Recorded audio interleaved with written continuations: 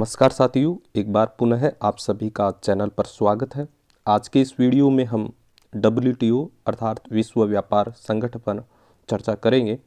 इससे जुड़ी हुई पृष्ठभूमि और इससे संबंधित प्रश्न को भी इस वीडियो के अंतर्गत हम देखेंगे। चलते हैं आज के इस टॉपिक पर, विश्व व्यापार। इससे पूर्व मैं आपको जो द्वितीय विश्व युद्ध है, सेकेंड वर्ल्ड वार 1939-45 के मध्य, जिसके अंतर्गत अंतर्राष्ट्रीय स्तर पर काफ़ी अधिक बदलाव हुआ था।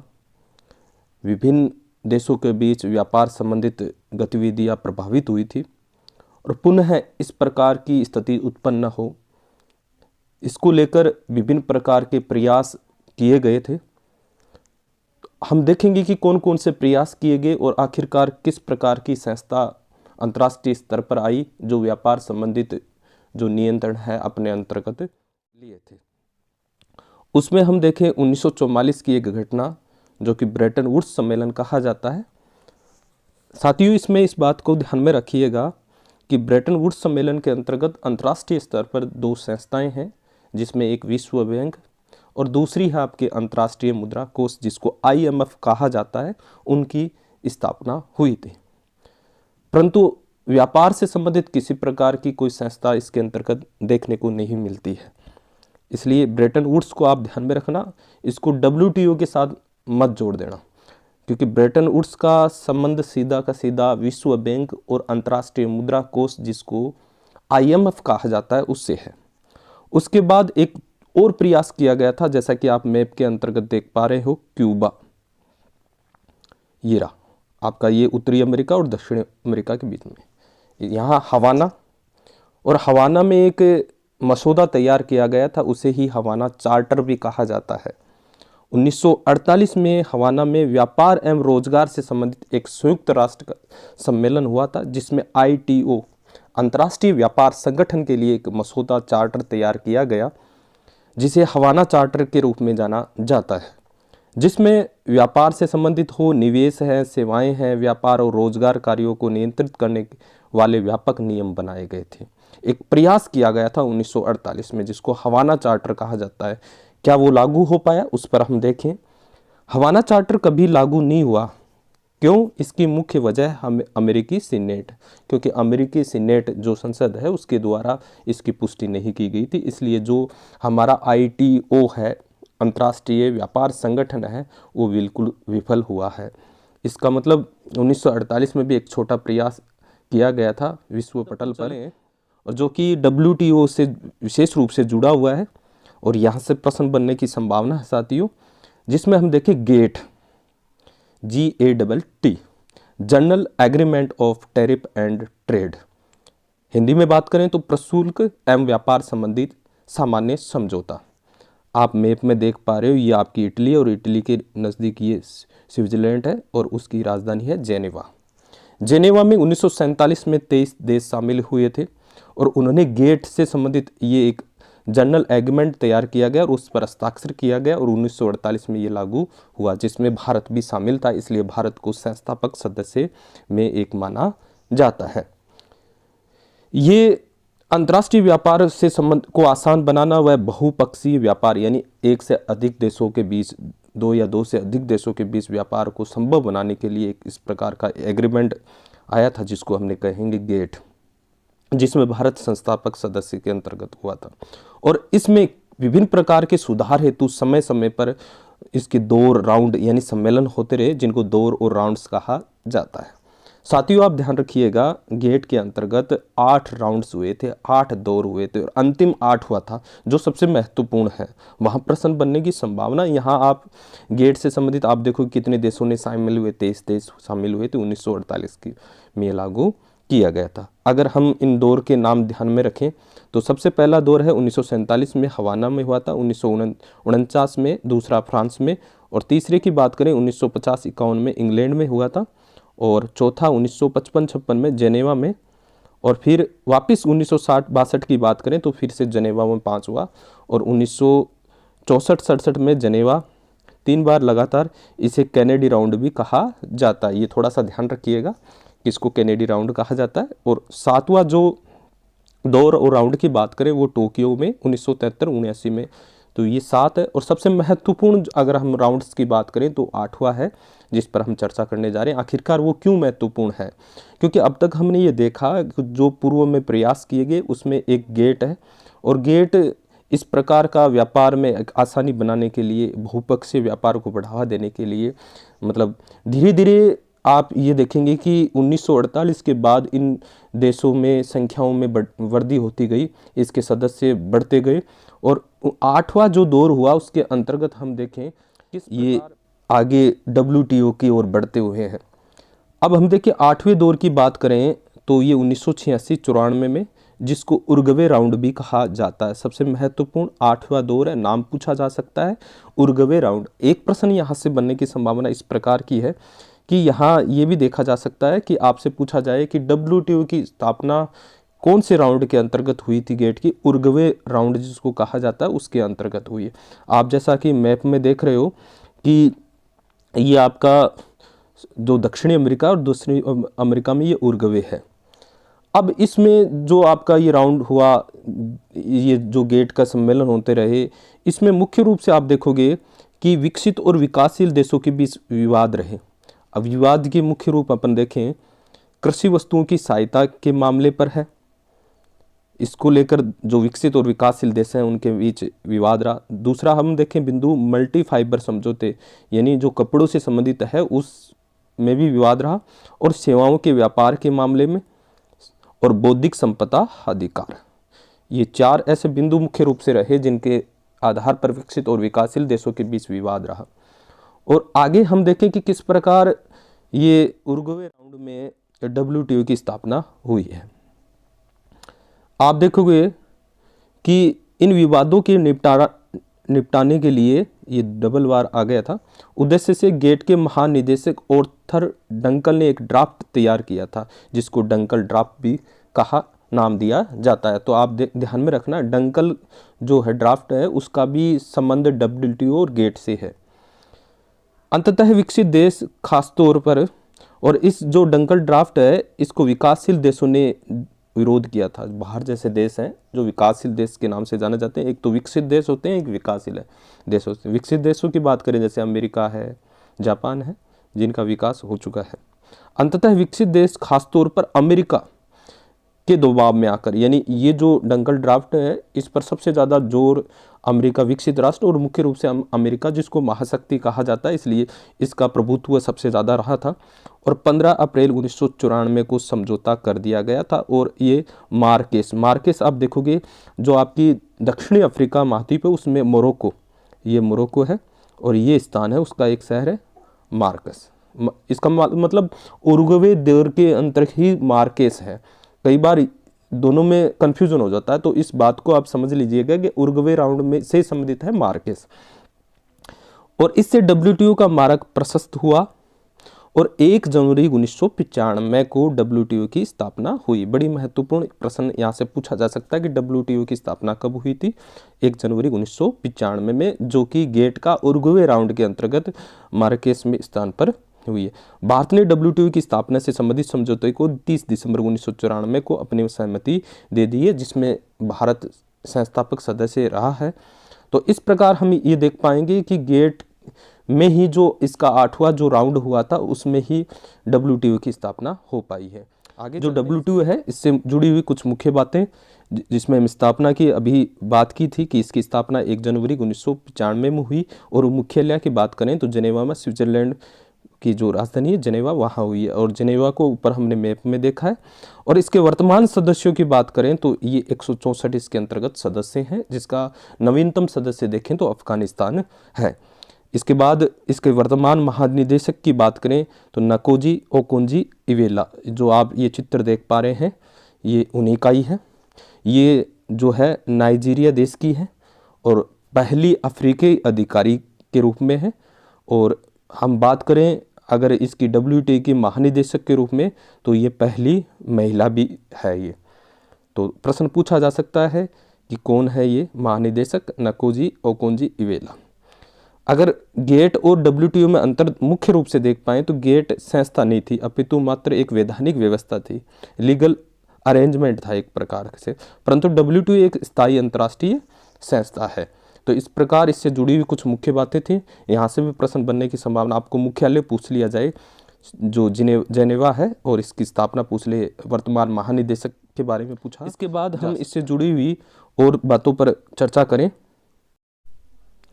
WTO की अगर हम बात करें, इसकी सर्वोच्च संस्था है मंत्री स्तरीय सम्मेलन, मिनिस्ट्रियल कॉन्फ्रेंस, जिसको MC बोला जाता है।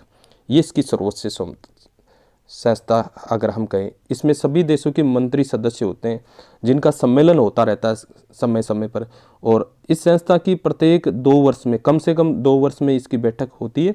लेकिन हम देखें कुछ ऐसी स्थिति हो जाती है तो कई बार समय ज़्यादा लग जाता है। जैसे कि हम देखें कि 11वां इसका सम्मेलन हुआ था 2017 में और 12वां जो 2022 में हुआ था। ये थोड़ा सा ध्यान में रखना, जिसकी हम आगे चर्चा करेंगे, जो कि बीच में कोरोना आ गया था इसलिए इसमें काफ़ी गैप आ गया था। लेकिन लगभग हम देखें 2 वर्ष के अंतराल में इनका ये जो है ना मंत्री स्तरीय सम्मेलन है वो हो पाता है। इसके अलावा इसमें जनरल काउंसिल होती है जिसमें सभी सदस्य देश शामिल होते हैं। जैसा कि आपने ऊपर देखा है, इसके 164 सदस्य हैं।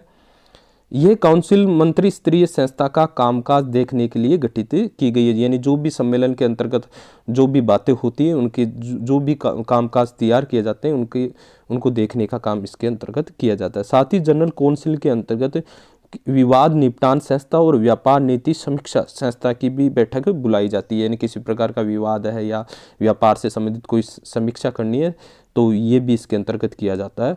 तो विवाद निपटान संस्था और व्यापार नीति समीक्षा का भी जनरल काउंसिल से ही संबंध है।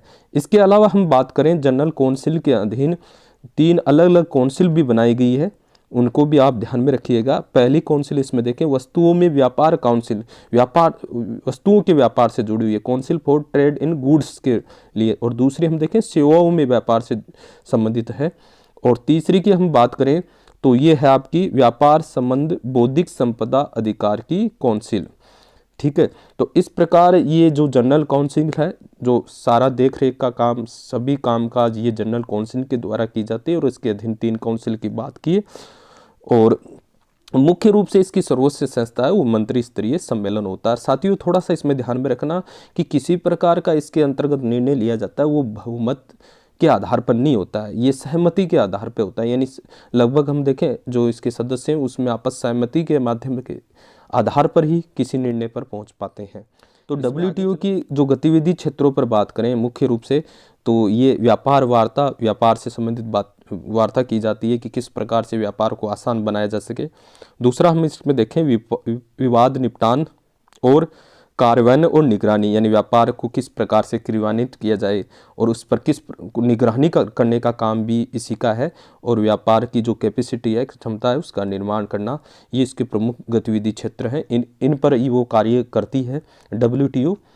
इसके अलावा हम आगे, जैसा कि मैंने बताया कि इसका समय समय पर सम्मेलन होता है, जो मंत्री स्तरीय जो सम्मेलन होता है, और अब तक इसके 12 हो गए। नवीनतम हम देखें जो 12वां हुआ था, जिस पर हम चर्चा करेंगे। एक एक करके इन सम्मेलनों पर बात करें।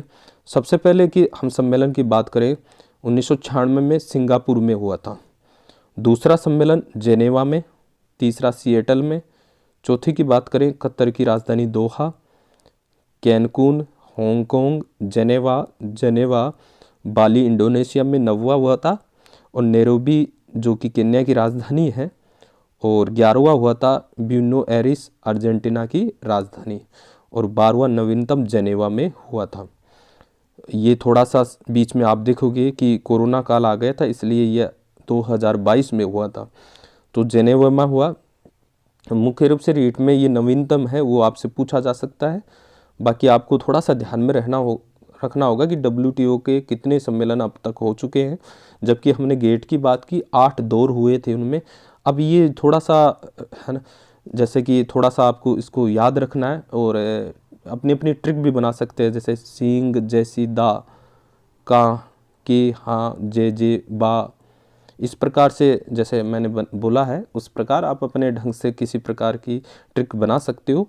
और मुख्य रूप से आपको ज़्यादा गहराई पे नहीं जाना है। आपका जो ये 12वां नवीनतम है वो कहाँ आयोजित किया गया था? जेनेवा, जो कि आपने देखा ऊपर, जेनेवा इसका मुख्यालय है, वहीं इसको आयोजित किया गया था।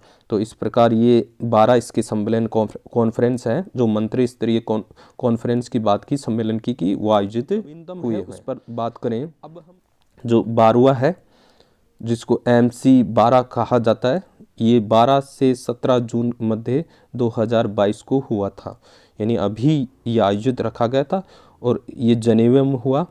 और इसकी जो अध्यक्षता हम देखें कजाकिस्तान के राष्ट्रपति के डिप्टी चीफ ऑफ स्टाफ वो है सुलेमेनोव, इन्होंने की थी। तो ये इनका नाम थोड़ा सा आप ध्यान में रखना, सुलेमेनोव, जो कजाकिस्तान से संबंधित हैं। और इसमें मुख्य रूप से हम देखें कि किन किन मुद्दों पर इसमें मुख्य रूप से चर्चा की गई थी। तो इसमें देखें कि जो महामारी आई थी उसके प्रति जो प्रक्रिया यानी कोविड-19 वैक्सीन है उससे संबंधित इसमें निर्णय लिया गया था। और दूसरा इसका बिंदु इसमें रहा कि मत्स्य पालन से सब्सिडी, मत्स्य पालन है उस पर सब्सिडी से संबंधित इसमें मुख्य बिंदु रहा इसके सम्मेलन का।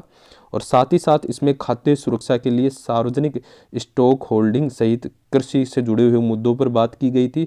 WTO में सुधार से बात की गई थी। और मुख्य रूप से और देखें अपन इसके अंतर्गत इलेक्ट्रॉनिक्स ट्रांसमिशन पर सीमा शुल्क स्थगन शामिल रहा है। ये मुद्दा इसके अंतर्गत 12वां जो मंत्री स्तरीय सम्मेलन रहा है उसमें मुख्य रूप से आप ध्यान में रखना कोविड-19 से वैक्सीन से जुड़ा हुआ था, और मत्स्य पालन है, खाद्य सुरक्षा है, WTO सुधार है और इलेक्ट्रॉनिक ट्रांसमिशन पर इनसे जुड़ी हुई इसमें बातें रखी गई थी। और ये 12वां था। बात करते हैं आपकी कक्षा 11 की जो अर्थशास्त्र की पुस्तक है, भारतीय अर्थव्यवस्था का विकास, और उसमें हम जो आपका चैप्टर था उदारीकरण, निजीकरण और वैश्वीकरण पर एक समीक्षा NCERT जो बुक है उसमें गेट या WTO से जुड़ी हुई क्या बातें हैं उसको भी हम पढ़ लेते हैं। हम देखें इसमें विश्व व्यापार संगठन पर बात करें तो व्यापार और सीमा शुल्क महासंधि, जिसकी हमने गेट के बारे में बात की, कि परिवर्ती विश्व व्यापार संगठन WTO का गठन किया गया। यानी यहाँ ये NCERT कहना चाहती है कि गेट के स्थान पर ही WTO आया है, यानी गेट अब नहीं है, अब गेट के स्थान पर क्या है WTO, जिसका गठन हमने बात की 1995 में, 1 जनवरी 1995 में। कहीं ना कहीं इनसे जुड़े हुए प्रश्न आपसे पूछे जा सकते हैं, थोड़ा सा ध्यान में रखना। उस महासंधि की रचना विश्व व्यापार प्रशासक के रूप में 23 देशों ने मिलकर 1948 में की थी। जैसा कि हमने ऊपर चर्चा की, 23 देशों ने मिलकर इस पर हस्ताक्षर किया था और उसका ध्येय सभी देशों को विश्व व्यापार में समान अवसर सुलभ कराना था। यानी विश्व व्यापार में किसी प्रकार की हम देखें कोई भी रोक टोक ना हो, कोई भी किसी प्रकार का व्यवधान ना हो, इसलिए WTO की स्थापना की गई थी। विश्व व्यापार संगठन का ध्येय ऐसे नियम आधारित व्यवस्था की स्थापना है जिसमें कोई देश मनमाने ढंग से व्यापार के मार्ग में बाधाएं खड़ी न है कर पाए, कोई भी बाधा उत्पन्न न हो। साथ ही इसका ध्येय सेवाओं के सृजन और व्यापार को प्रोत्साहन भी देना। तो ये बिंदु रह सकते हैं कि व्यापार में किसी प्रकार की बाधा ना हो, सेवाओं के व्यापार को बढ़ाना है। साथ ही साथ हम देखें ताकि विश्व के संसाधनों का इष्टतम स्तर पर प्रयोग हो और पर्यावरण का भी संरक्षण हो सके। पर्यावरण के संरक्षण की भी बात इसमें की गई है। विश्व व्यापार संगठन की संधियों में द्विपक्षीय और बहुपक्षीय व्यापार को बढ़ाने हेतु, देखिए साथियों यहाँ फिर से द्विपक्षीय और बहुपक्षीय व्यापार की बात की गई है। इसमें वस्तुओं के साथ साथ सेवाओं के विनिमय को भी स्थान दिया गया है, यानी वस्तुओं के साथ साथ सेवाओं को भी। तो पूछा जा सकता है केवल वस्तुओं के व्यापार से जुड़ा हुआ है, तो हम देखेंगे वस्तुओं और सेवाओं के व्यापार दोनों से जुड़ा है। ऐसा सभी सदस्य देशों के प्रशुल्क और अप्रशुल्क अवरोधों को हटाकर तथा अपने बाजारों को सदस्य देशों के लिए खोल कर किया गया। यानी किसी प्रकार से कोई सदस्य प्रशुल्क यानी किसी प्रकार का टैक्स न लगाए, और अप्रशुल्क बाधा यानी और भी कई तरीके हो सकते हैं जिससे वस्तुओं पर रोक टोक लगाई जा सकती है, उनको हटाने की बात इसके अंतर्गत की गई है। विश्व व्यापार संगठन के एक महत्वपूर्ण सदस्य के रूप में भारत विकासशील, यानी इसका मतलब भारत भी इसका एक सदस्य है, विकासशील विश्व के आगे हम बात करें हितों के संरक्षण करते हुए न्यायपूर्ण विश्व स्तरीय व्यापार व्यवस्था के नियमों तथा सुरक्षात्मक व्यवस्था की रचना में सक्रिय भागीदार रहा है। भारत ने बिल्कुल WTO की सारी चीज़ें को माना है। भारत ने व्यापार के उदारीकरण की अपनी प्रतिबद्धता को भी बनाए रखा, जैसा कि आपने देखा कि 1991 में भारत में आर्थिक सुधार किया गया था और विश्व व्यापार की जो भी उदारीकरण की स्थिति थी उसको बनाए रखा है। इसके लिए इसने आयात पर से अनेक परिमाणात्मक प्रतिबंध हटाए हैं और प्रशुल्क दरों को भी बहुत कम किया। परिमाणात्मक प्रतिबंध की हम बात करें तो आप मान लीजिएगा कि कोई देश है, जैसे कि कोई भी ए देश है और ए देश बी देश में मान लीजिए वो ए देश 1 लाख इकाइयाँ उत्पादित कर सकता है। इसका मतलब वो बहुत सारी इकाइयाँ बी देश में बेच सकता है, लेकिन बी देश इसकी इकाइयों पर कह दे कि 30,000 से ज़्यादा तो इकाई बी हमारे देश में नहीं बेच सकता। इसका मतलब यहाँ इसकी एक प्रकार से सीमा निर्धारित कर दी 30,000 इकाई। तो ये होता है परिमाणात्मक प्रतिबंध, तो हटाए हैं और प्रशुल्क दरों को भी इन्होंने बहुत कम किया। कुछ विद्वानों की आशंका है, लेकिन कुछ विद्वान कहते हैं कि विश्व व्यापार संगठन भारत की सदस्यता का कोई औचित्य नहीं है। कुछ को कहना है कि कोई मतलब नहीं है भारत की सदस्यता, क्योंकि विश्व का अधिकांश भाग तो विकसित देशों के बीच ही होता है। जो व्यापार किया जा रहा है विश्व का, वो अधिकांश कौन से देशों के बीच किया जा रहा है? विकसित का। इसका मतलब बिल्कुल इसका कोई रोल नहीं है भारत का। उनका ये भी मानना है कि विकसित देश अपने देशों में जहां कृषि सहायता दिए जाने को लेकर शिकायत करते हैं, वहीं विकासशील देश अपने बाजार को विकसित देशों के लिए खोले जाने को मजबूर करने को लेकर छला हुआ महसूस करते हैं। जो विकसित देश हैं वो कृषि सब्सिडी पर की शिकायत करते हैं कि विकासशील देश हैं जो एग्रीकल्चर पर सब्सिडी दे रहे हैं, क्योंकि जो विकासशील देश है वो कृषि से संबंधित जो वस्तुएं हैं, फसलें हैं, वो ज़्यादा उत्पादित कर पाते हैं और उन पर वो सब्सिडी दे रहे हैं, तो उसकी शिकायत की जाती है। जबकि विकासशील देश हैं कहते हैं कि जो विकसित देश हैं वहाँ औद्योगिकरण किया गया और औद्योगिकरण के कारण वस्तुएं हैं वो हमारे देश में ज़्यादा बिक रही है, क्योंकि वहाँ वो वस्तु सस्ती होती है और निश्चित रूप से जो उपभोक्ता है वो सस्ती वस्तु को खरीदता है। इसलिए आपस में ये एक प्रकार का मनमुटाव इसके अंतर्गत देखने को मिलता है। वे देश विकासशील देशों को अपने बाजार में किसी न किसी बहाने प्रवेश करने से रोकने का प्रयास भी करते हैं। तो इस प्रकार कहीं ना कहीं किसी भी तरीके से जो व्यापार है उसमें रुकावट की बात की जा रही है। इसके बाद हम देखें, क्या आपको ऐसा लगता है कि विश्व व्यापार संगठन तो गरीब देश को छलने की व्यवस्था मात्र है? तो ये आपके NCERT की जो किताब है कक्षा 11 की, उसमें कुछ जो आपकी WTO है उससे जुड़ी हुई बातें हैं, तो थोड़ा सा इसको आप देखना। बाकी बिल्कुल जो पॉइंट मैंने ऊपर रखे हैं उनसे संबंधित एक प्रश्न पूछे जा सकते हैं। आपकी कक्षा 10 की जो अर्थशास्त्र से जो SST की बुक है उसमें आपका अध्याय 4 जो वैश्वीकरण और भारतीय अर्थव्यवस्था है उसमें भी विश्व व्यापार संगठन के बारे में कुछ कहा गया है, उसको भी थोड़ा सा हम देख लेते हैं। हमने देखा कि बहुत प्रभावशाली अंतर्राष्ट्रीय संगठनों ने भारत में विदेशी व्यापार एवं विदेशी निवेश के उदारीकरण का समर्थन किया है। अंतर्राष्ट्रीय संगठन है जिन्होंने भारत में विदेशी व्यापार को बढ़ावा या विदेशी निवेश का समर्थन किया गया। इन संगठनों का मानना है कि विदेशी व्यापार और विदेशी निवेश पर सभी अवरोधक हानिकारक है, और ये संगठन कहते हैं कि व्यापार में कोई भी अवरोधक नहीं होना चाहिए, व्यापार बिल्कुल बिना रोक टोक के होना चाहिए। विदेशी निवेश भी सभी अवरोधक हानिकारक है, कोई अवरोधक नहीं होना चाहिए। देश के बीच मुक्त व्यापार होना चाहिए, बिना किसी रोक टोक के विश्व व्यापार होना चाहिए। विश्व के सभी देशों को अपनी नीतियाँ उदार बनानी चाहिए। इसके साथ साथ विश्व व्यापार संगठन WTO एक ऐसा संगठन है जिसका ध्येय अंतर्राष्ट्रीय व्यापार को उदार बनाना, मतलब बिल्कुल सरल बनाना विकसित देशों की पहल पर शुरू किया गया। देखिए यहाँ भी ये विकसित देशों की बात कर रहा है कि विकसित देशों की पहल, और मुख्य रूप से हमने चर्चा भी की थी कि जो अमेरिका है उसने सबसे ज़्यादा जोर दिया था। विश्व व्यापार संगठन अंतर्राष्ट्रीय व्यापार से संबंधित नियमों को निर्धारित करता है कि व्यापार की क्या क्या नियम होंगे, वो सारे ये जो आपका WTO है वो निर्धारित करता है, और ये देखता है कि इन नियमों की पालना हो रही है कि नहीं हो रही है। इनकी बात विश्व के लगभग 160 देश विश्व व्यापार संगठन के, और अभी मैंने बात की कि अब 164 सदस्य इसके अंतर्गत शामिल है, तो ये थोड़ा सा आप चेंज कर लेना। यद्यपि विश्व व्यापार संगठन सभी देशों को मुक्त व्यापार की सुविधा देता है, परंतु व्यवहार में ये देखा गया है कि विकसित देशों ने अनुचित ढंग से व्यापार अवरोधों को बरकरार रखा है। दूसरी ओर विश्व व्यापार संगठन के नियमों ने विकासशील देशों के व्यापार अवरोधों को हटाने के लिए विवश किया है।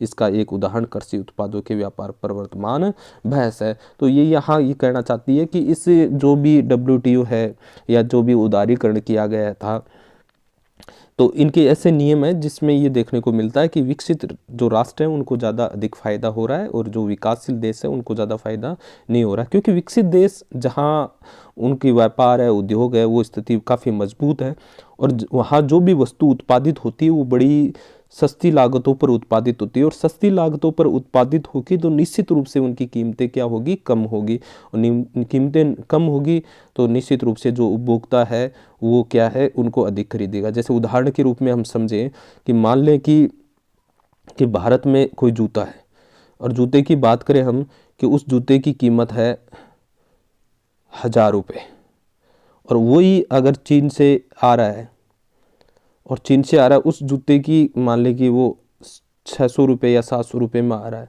तो निश्चित रूप से उपभोक्ता है वो सस्ती कीमत वाली वस्तु को खरीदेगा और ज़्यादा से ज़्यादा चीन की वस्तु खरीदी जाएगी। जबकि जो भारत का जूता वो धीरे धीरे डिमांड में नहीं रहेगा और उस जूते को बनाने वाली जो भी कंपनियां हैं वो धीरे धीरे बंद होने लग जाएंगी, भारत में बेरोजगारी उत्पन्न हो जाएगी। तो कहीं ना कहीं हम ये देखें कि ऐसा देश जहां लागतें कम हैं, व्यापार की उत्तम व्यवस्थाएं हैं, ऐसी स्थिति में उनकी जो वस्तु बनाने की लागत है वो कम रहती है और कम रहती है तो उनकी कीमतें कम रहेगी। इसका मतलब वो अगर प्रतियोगिता की बात करें तो प्रतियोगिता में उपभोक्ता उन वस्तुओं को खरीदेगा जो सस्ती होगी। परंतु हर पहलू के दोनों पक्ष होते हैं, एक अच्छे पक्ष भी होते हैं, बुरे पक्ष भी होते हैं, उन पर हम ज़्यादा चर्चा नहीं करेंगे। उसके लिए मैं विस्तृत जानकारी एक नए वीडियो में दूंगा। फिलहाल आपसे संबंधित जो प्रश्न है उनको समझ पाइए और उनको बड़ी आसानी से आप हल कर पाओगे। आज के लिए बस इतना ही। धन्यवाद।